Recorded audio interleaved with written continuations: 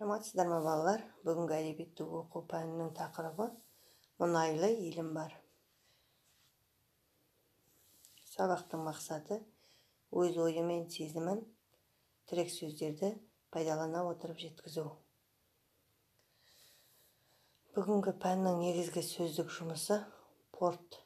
Ол су толқындарынан табиғи не жасанды тосқауылдармен қорғалған кемелердің аялдауына, оларға әртүрлі қызмет көрсетуге, жолаушылар мен жүк тасымалын қамтамасыз етуге арналып салынған теңіз, өзен, көл не су бөген жағалауының сумен шектескен бөлігін порт деп айтады екенбіз.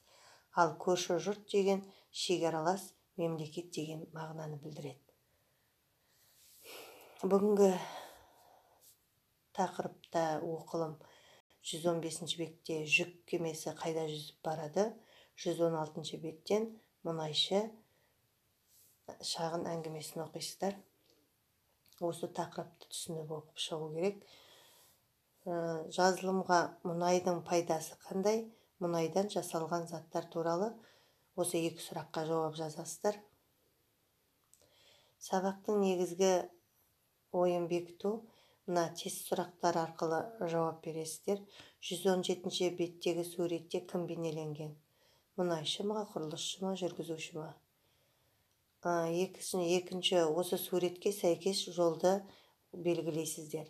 Маңғыстау мұнайды, маған сондай ұнайды. Мәңгі отан аумайды, қызыл өртте қаулайды. Қиян түзде, жырақта, тер төгеді ол қыратпа, ерлік жасап жүрмін деп бәлсінбейді бірақ та. Осы өлең жолдарының қайсысы суретке сәйкес келеді? Осымен балалар, бүгінгі әдебиеттік пән оқу тапсырмасы аяқталды. Сау болыңыздар.